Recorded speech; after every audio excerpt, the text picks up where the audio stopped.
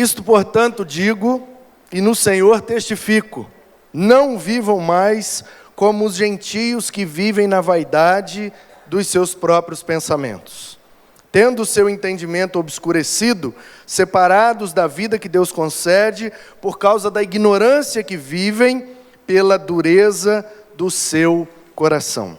Tendo se tornado insensíveis, se entregaram à libertinagem para, de forma desenfreada, cometer todo tipo de impureza.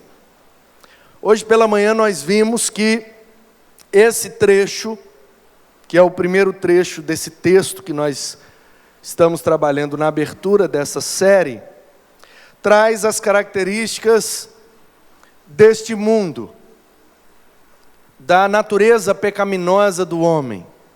E a proposta da juventude para esse mês de julho é o Cristoverso. E o que é o Cristoverso?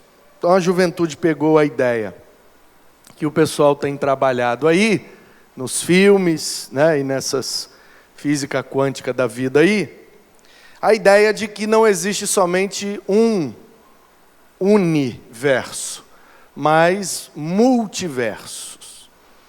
E aí, a ideia é que se você, nesse verso, né, é quem você é, em outro verso, você seria você, só que com algumas características diferentes. Então, mais ou menos a ideia é essa, que está sendo ilustrada aí nos filmes, principalmente dos super-heróis. Então, tem o Homem-Aranha. Então, num verso, né? Porque num universo, aí fica complicado, porque se é uni, deixou de ser multi, né? Mas, enfim. Se aqui ele é aquele Homem-Aranha normal, tal, num outro verso, existe um Homem-Aranha, só que com características diferentes, e no outro, e aí no filme, encontraram 3 Homem-Aranhas, cada um de um verso. E aí eu brinquei hoje pela manhã, né? Que se existisse outros Pastor Manu nos versos por aí, como seriam, hein? Aí eu brinquei, num verso, Pastor Manu seria cantor de sertanejo. No outro ele jogava bocha. No outro ele é baixinho, bem magrinho e cabeludo. E ruim de Bíblia. E aí, essa é a ideia do povo aí fora, né? Vários versos, é multiverso, então, enfim. E aí os meninos pensaram e formularam a seguinte pergunta: e se existisse um verso onde todo mundo fosse igual a Jesus? E aí eles nomearam de Cristoverso. Imagine você viver num ambiente com várias galáxias, planetas, sistemas, e existe lá um sistema propício, com um planeta propício, onde tem lá um grupo de seres humanos. E nesse ambiente, todos os seres humanos são iguais a Cristo. Não iguais fisicamente, biologicamente ou genealogicamente, mas iguais em caráter, iguais em obediência, iguais em moral, em santidade e em poder. Já pensou se existisse um ambiente onde todos imitassem a Cristo o tempo todo? Então nós vimos nesse texto, pela manhã, características das pessoas do Cristoverso. Só que Paulo faz uma espécie de antítese. Primeiro, ele apresenta as características de quem não está no Cristoverso. E aí eu fiquei pensando, e eu não sei como chamar esse ambiente. Mundo-verso, pecado-verso, o que vocês preferem?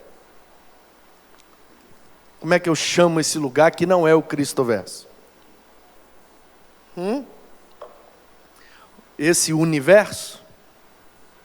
Como é que chama isso, né? Amarte o verso. o ambiente pecaminoso. Então, Paulo diz assim, ó: quem não está no Cristoverso tem as suas características. E elas são: vivem afastados de Deus, como se fossem gentios. Na vaidade dos seus próprios pensamentos, só fazem o que querem e o que concordam.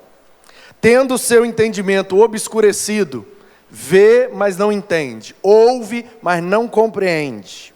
Separados da vida que Deus concede. Eles somente existem. Eles não estão vivos, eles existem. Eles nascem, crescem, reproduzem e morrem. Eles acordam, vão para o trabalho, volta, deita, dorme, come, e vai e volta e tal, e pensam que estão vivos, mas na verdade estão só existindo, porque estão afastados da vida que só Deus pode conceder. A gente está existindo ou a gente está vivendo?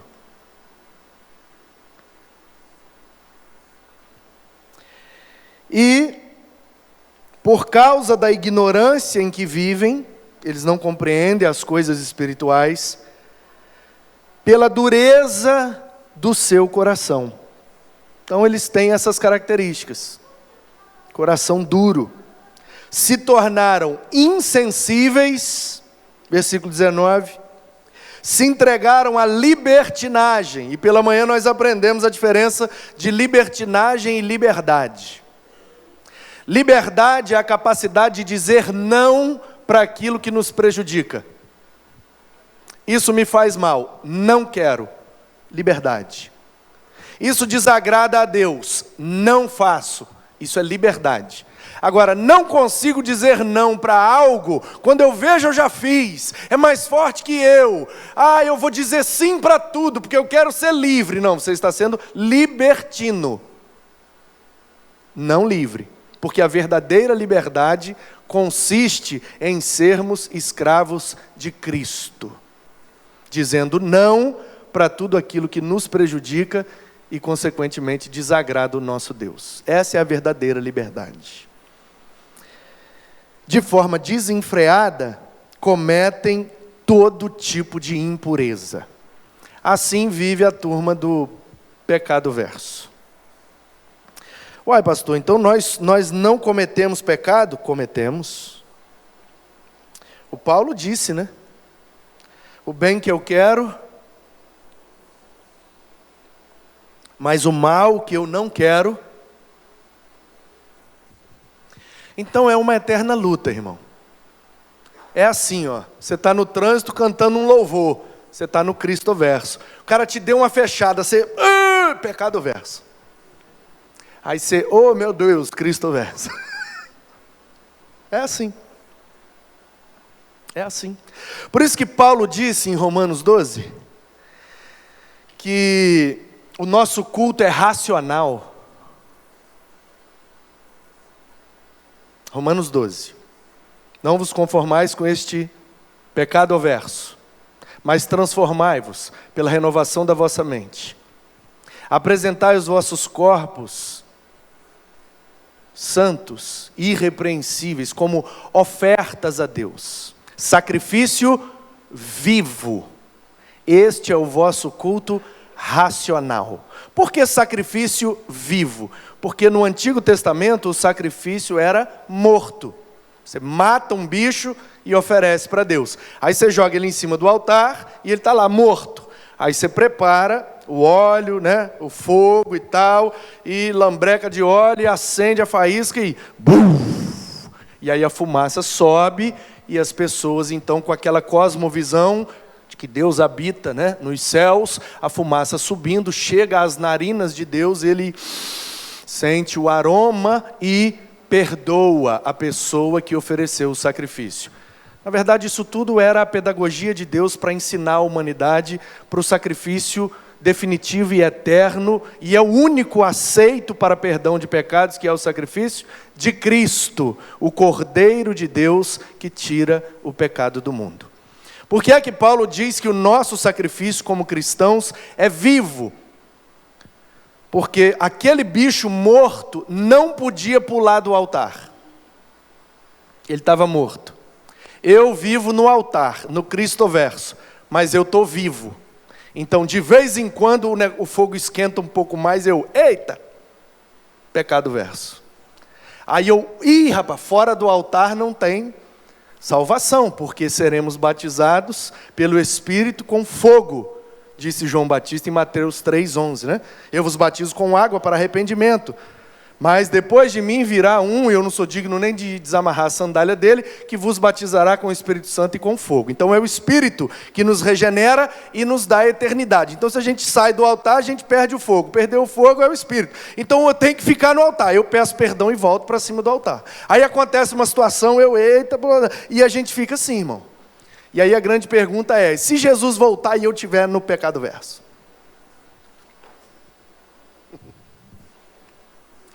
Fica ou sobe?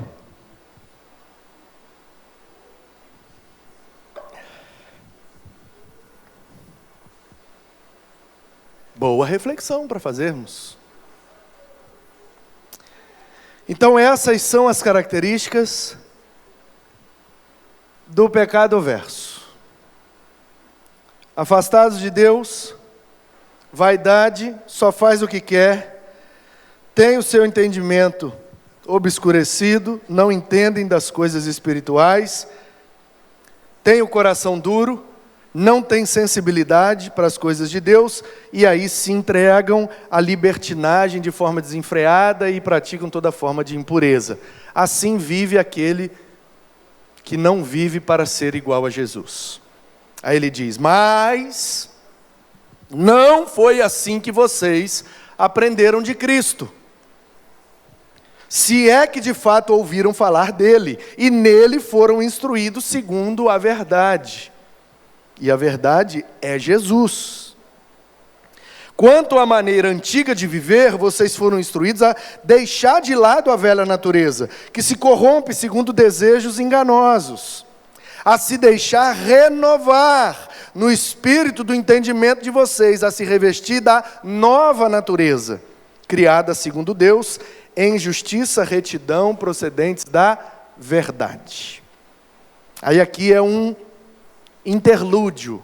Ele dá as características do pecado verso, aí ele diz, mas então não devemos viver desse jeito, porque Cristo nos mostra a possibilidade de vivermos de um jeito que agrada a Deus.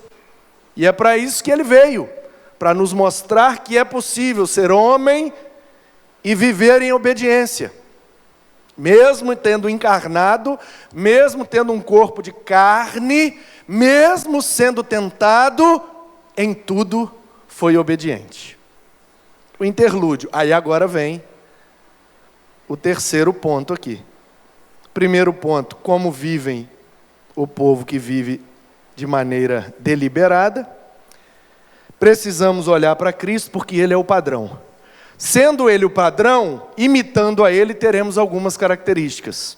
Primeiro, a gente larga a mentira e começa a falar só a verdade.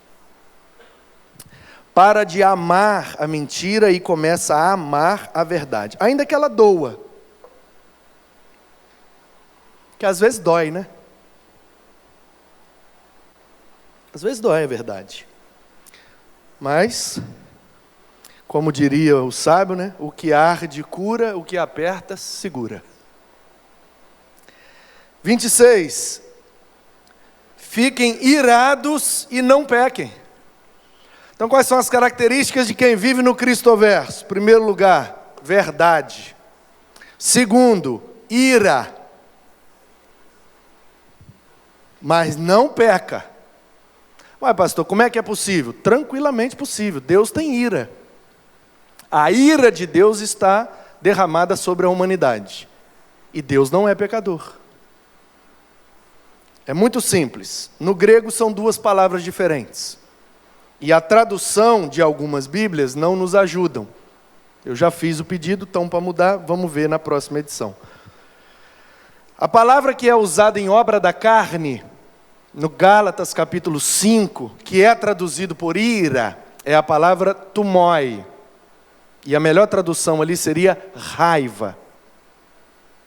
Já a palavra que é usada em Romanos 1 para descrever a ira de Deus, e aqui para descrever a possibilidade de ficar irado e não pecar, é a palavra orgis. Tumoi é raiva, explosão colérica. Tumoi é a explosão.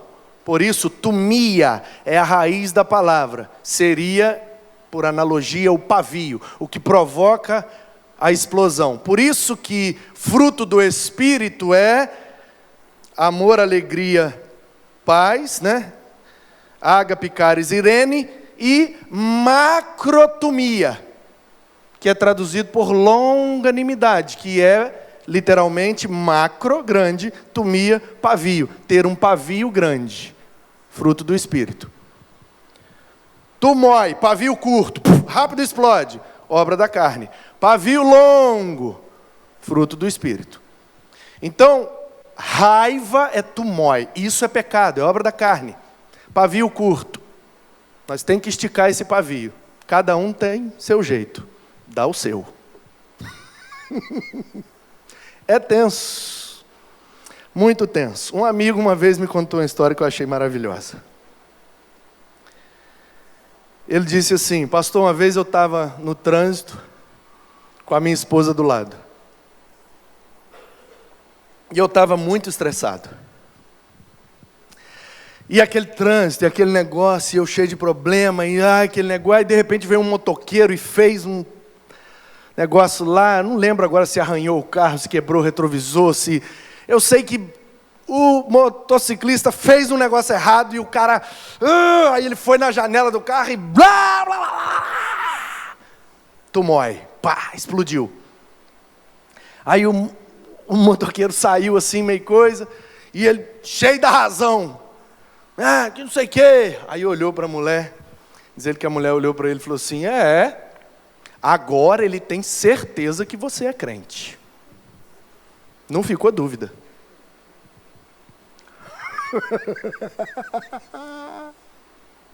Maravilhosa essa história. Por quê? Está no altar, Cristo verso. Quando você percebe, você já pulou fora. Oh, meu Deus, me perdoe. Essa é nossa eterna batalha. Obra da carne, fruto do Espírito.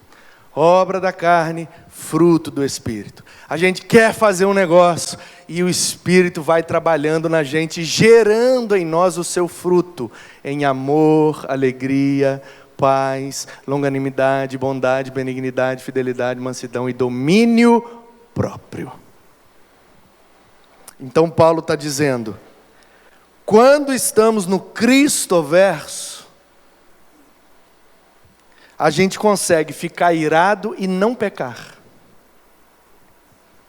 Orgis. O que é a ira? Um sentimento santo acerca de uma injustiça, que leva a uma ação para tornar justo. Ilustrei pela manhã, vou repetir. Saio daqui, vou ao banheiro. Entra um irmão. Começa a falar, o time dele ganhou do meu. Ele começa a zoar meu time. Eu sou muito garrado com o meu time, não aceito que fale mal do meu time. Ele começa a falar, não para de falar, eu voei no pescoço dele. Aí de repente um outro irmão está entrando no banheiro, eu estou agarrado no pescoço dele e estou quase matando ele. Isso é raiva. Isso é pirraça, isso é tumoi, isso é pecado. A outra situação é, eu desci, entrei no banheiro e vi um adulto abusando de uma criança. Imediatamente eu vou voar na garganta dele. E um outro irmão que vai entrar vai me ver na mesma situação, só que agora não é pecaminoso mais. Eu estou agindo para corrigir uma injustiça, eu estou movido de ira e não de raiva. Eu nem conheço o cara, tem nada contra ele, mas sai de cima desse menino agora. Entenderam a diferença? Essa é a diferença. Qual é a motivação? É uma vaidade nossa ou é a injustiça que está acontecendo e a gente age para tornar justo?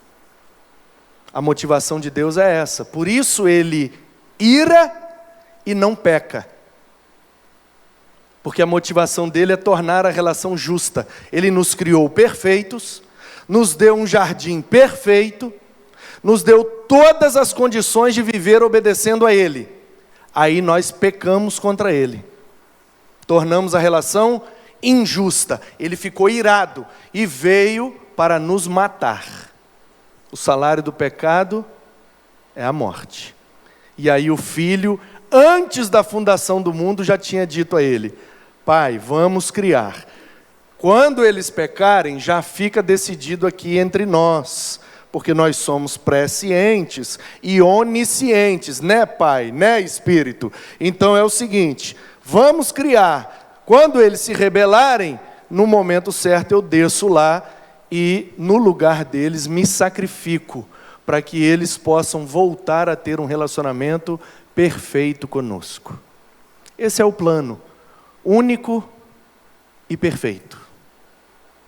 E ele está em andamento, de acordo com a vontade soberana de Deus. Em Cristo temos a vida eterna.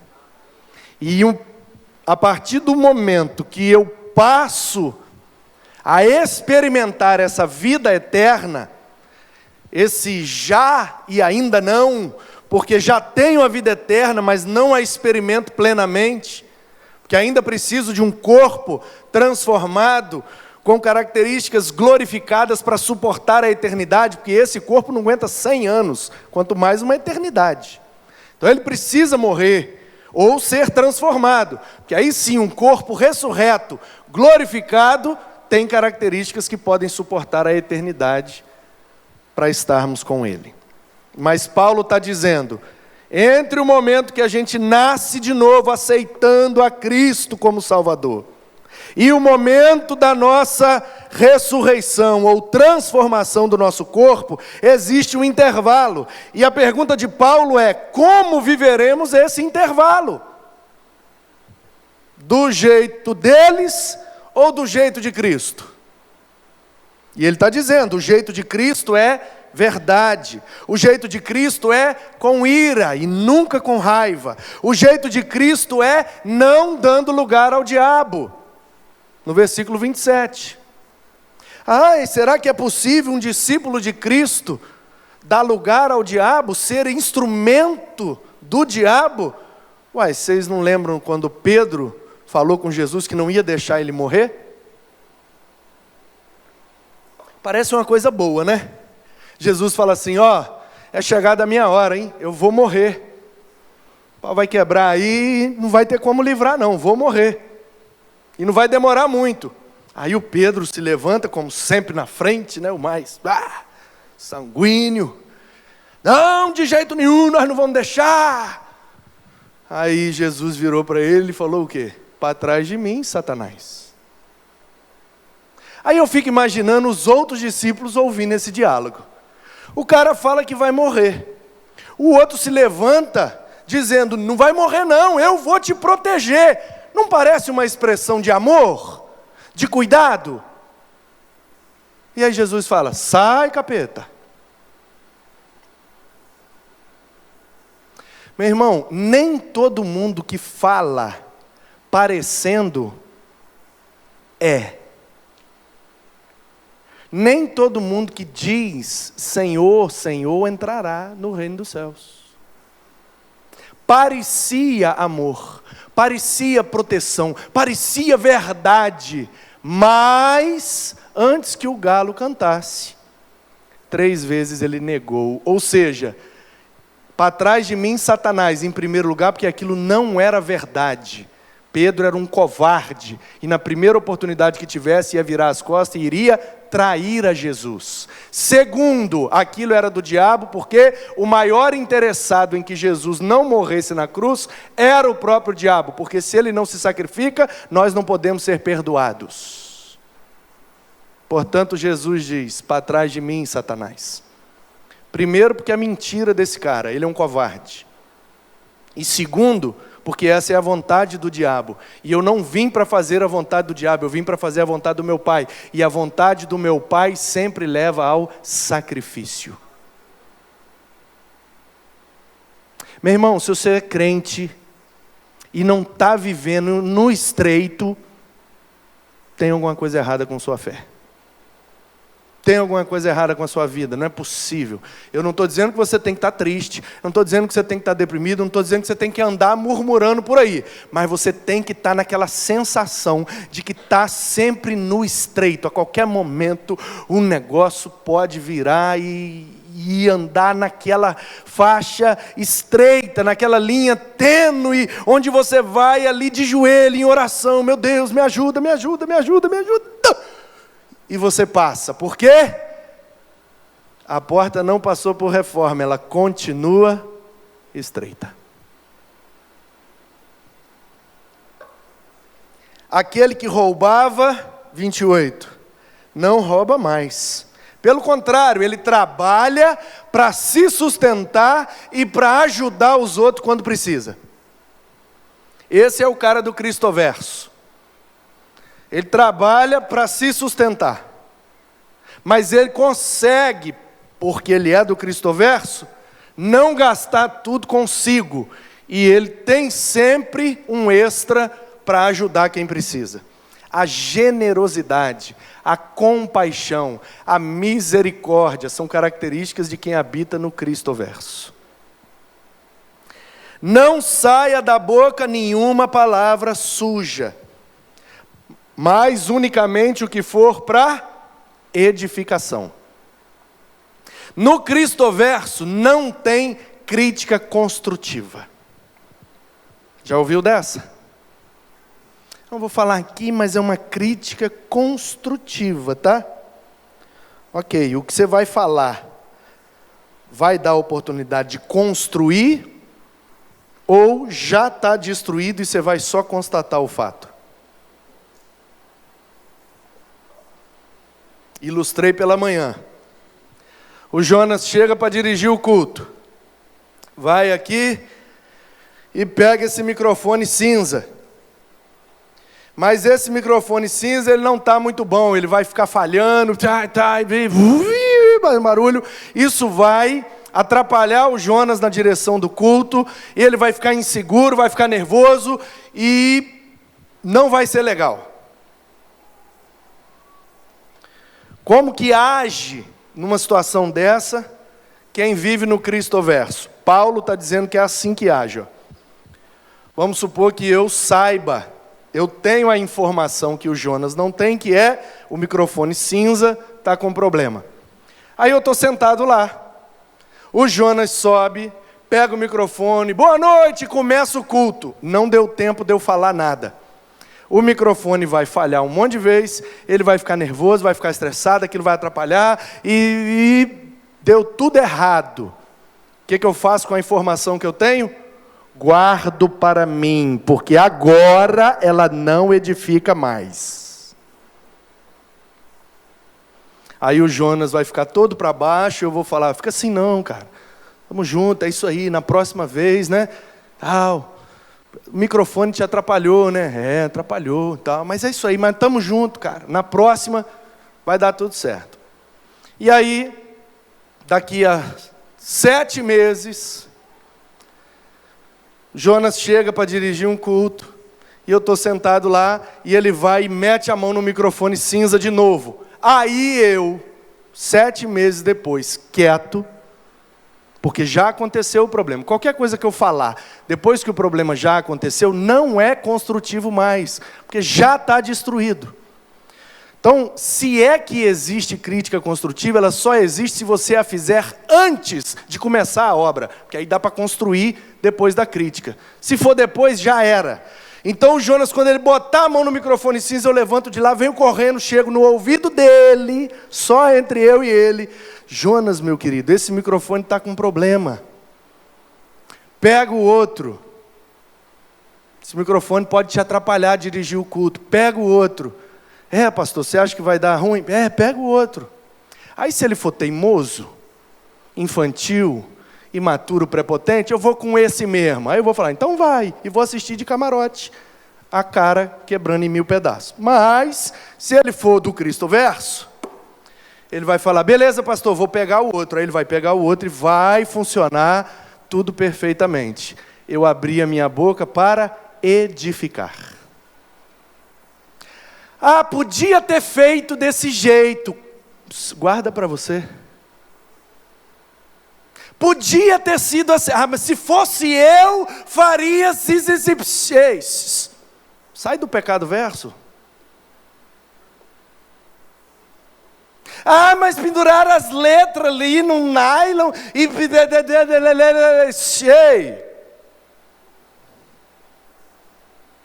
Opinião é diferente de pizza. Sabe qual é a diferença da pizza para a opinião? É que a pizza eu pedi. Nossa, pastor, você está sendo grosseiro. Não, é o Paulo que está falando. Não saia da boca de vocês nenhuma palavra suja, mas unicamente a que for boa para edificação, conforme a necessidade. E assim transmita graça aos que ouvem. Quando você fala mal de uma coisa que já aconteceu, isso traz graça aos que ouvem? Ai, muito obrigado por ter falado que o nosso culto foi terrível. Muito obrigado por falar mal da nossa decoração. Muito obrigado porque você está reclamando. Louvado seja Deus pela sua crítica. É isso que geralmente acontece, irmãos? É isso, irmãos? Não é, é mágoa. É tristeza, é ressentimento, é afastamento, é briga, é confusão, é dissensão. É tudo que está na obra da carne. Tudo no pecado verso. Então, não entristeçam o Espírito Santo de Deus, no qual vocês foram selados para o dia da redenção. Quem vive no Cristo verso, vive deixando o Espírito de Deus alegre. E a Bíblia diz que o Espírito tem uma atuação específica. Consolador. E convencedor. Da justiça, do pecado e do juízo. Ele veio para consolar e convencer. Então, tudo aquilo que a gente faz, que não ajuda o Espírito a consolar ou convencer, está entristecendo o Espírito. Vou ilustrar novamente. Estou ali embaixo, recebendo alguém para o culto. E aí, chega uma pessoa, como todos os visitantes chegaram hoje, passaram ali pelas minhas mãos. Seja bem-vindo, boa noite. Primeira vez. Ó, o banheiro está ali, aqui a rampa, tal. Precisar de alguma coisa, estamos às ordens. Fique à vontade. Por quê? Porque o Espírito, ele está trabalhando, irmãos. No coração das pessoas, na vida das pessoas. Uma vez eu ganhei um menino para Jesus, preguei, fiz um apelo, o menino veio à frente. Eu falei, olha, eu ganhei esse menino para Jesus. Aí vamos para a classe de batismo? Vamos. Chegou na classe de batismo, cada um vai ter que dar a sua profissão de fé. Como é que você se converteu? Aí o menino foi falar. Aí eu falei, agora ele vai dizer que eu preguei aquela mensagem top e ele aceitou Jesus, que Deus usou a minha vida. Aleluia. Fala, meu filho. Aí ele falou, eu estava num motel, com um monte de mulher e uns amigos, usando droga. De repente tinha um Novo Testamento caído, eu abri, comecei a ler, comecei a chorar, saí de dentro do motel e falei, amanhã eu vou numa igreja, a primeira que eu ver aberta eu vou entrar e vou aceitar Jesus.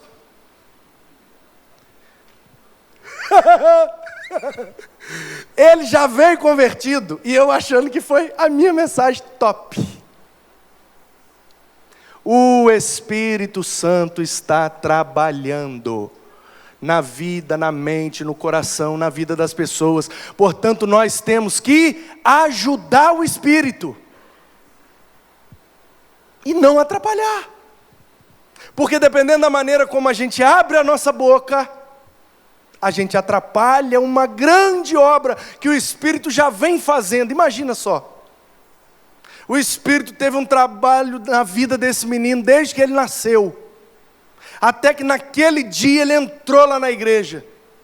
Aí vamos supor que eu estivesse lá na porta e ele chegou com uma roupa diferente do que a gente está acostumada a usar, e eu virasse para ele e falasse: você não vai entrar com essa roupa, aqui não pode. Aí ele virava as costas e ia embora. Aí o Espírito: meu filho, você jogou todo o meu trabalho fora. Fiquei triste com você agora. Deu um trabalho convencer esse menino que ele tinha que buscar o Evangelho. Hoje que ele aceitou vir, você botou ele para fora. E por causa de uma bermuda, hein?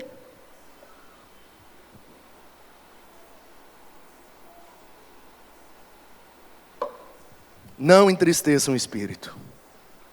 Que não haja, 31, no meio de vocês qualquer amargura, indignação. Aí, eu já falei com Assir Gerone Júnior, ele vai assistir. Muda esse troço, aqui é raiva. Aqui, lá em cima é ira. Lá no 26. Aqui, lá é orguiz, aqui é tumói. Assim, manda os homens aí da Nova Almeida atualizada, pelo menos, mudar isso. Já mandei o troço que você pediu aí, o grego comprovando. Está errado, me ajuda. Raiva, gritaria e blasfêmia, bem como qualquer maldade. Você já teve situação em que você viu uma pessoa falando de outra pessoa e sozinho veio assim: que maldade? Você já teve em situações que você viu algumas atitudes e você, imediatamente você falou: ai, que maldade. Então Paulo está dizendo, isso não pode acontecer no ambiente do Cristoverso. Pelo contrário, aí agora vem a característica de quem está no Cristoverso, porque é o contrário. Uma coisa é sempre o contrário da outra. Se aqui é espírito, o contrário, carne. Se aqui é o céu, o contrário. Se aqui é luz, o contrário. Se aqui é maldade, o contrário é... Alguém me ouve? Sejam bondosos e compassivos uns para com os outros, perdoando uns aos outros, como também Deus, em Cristo, perdoou vocês. Deus nos tratou com compaixão, misericórdia e perdão. Em Cristo. Portanto, no Cristoverso, é assim que a gente vive. Porque eu cometi todos os erros contra Deus. E Ele me perdoou. Dos que eu fiz, dos que eu estou fazendo agora. Porque não pensa você que eu estou pregando aqui, que eu estou santo, não. De vez em quando eu olho uma cara assim... É aqui, eu estou aqui, pá, de repente, no meio da mensagem, você nem viu. Mas aquele que sonda os corações, tudo sabe, tudo vê. E eu também sei que tem gente que está aí olhando para mim, saiu também e voltou depois. Estamos todo mundo no mesmo barco. Portanto, nós precisamos nos amar e nos perdoar. Porque é isso que Cristo nos ensinou a fazer. Porque Deus nos perdoou. Nós precisamos nos perdoar. E esse nos perdoar, ele tem dois sentidos. Precisamos nos perdoar uns aos outros, porque a gente se fere mesmo, quanto mais convive, mais ferida. E perdoar a si mesmo. Precisamos nos perdoar. Porque tem situações que a gente fica agarrada com alguns erros que a gente cometeu. Deus já nos perdoou. Às vezes quem não nos perdoou somos nós mesmos. Então se perdoe. Aceite o perdão de Deus na sua vida. Se perdoe, pula na graça de Deus e viva na bênção do Senhor. Você vai sair daqui nesta noite com o desejo de estar mais em qual ambiente? No Cristo verso ou no outro verso? Você dá o nome que você quiser. No Cristo verso, muito bem, Niquinho. O que você aprendeu lá embaixo hoje? Uma dinâmica. E a dinâmica ensinou o que para você?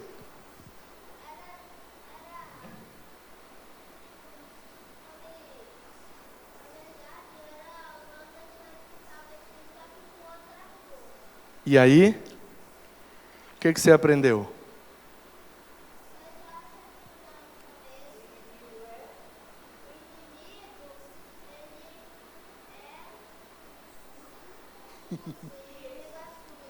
O inimigo é sujo?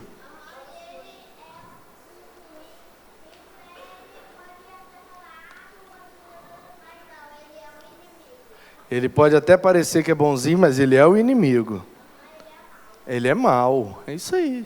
Tá vendo? Esse é o Cristoverso. E aí, queridos, o que a gente decide da vida, hein? Não tem como explicar mais, não tem como. É só tomar uma decisão mesmo. A gente não precisa entender, a gente já entendeu. A gente precisa decidir. Então, decida. Decida em qual ambiente você prefere viver. Naquele ambiente onde estão os que buscam imitar a Jesus, ou num ambiente em que cada um vive do seu jeito e está tudo bem. Se eu fosse você, eu teria Cristo como Senhor da sua vida, como modelo, exemplo, referência, padrão, onde você buscasse sempre imitar a Cristo em todas as ocasiões. Que aquela pergunta esteja sempre na nossa mente. O que Jesus faria? Quando você tiver a resposta, é só você fazer igual. Esse é o Cristoverso, onde a gente olha com os olhos fitos para o autor e consumador da nossa fé. Jesus Cristo, Jesus de Nazaré, o Filho de Deus, que encarnou, habitou entre nós, vimos a sua glória, glória do unigênito do Pai. Ele veio para os seus, mas os seus não o receberam, mas todos quantos o receberam, deu-lhes o direito de serem feitos e chamados filhos de Deus. Que assim seja, para a glória dele, em nome dele. Amém.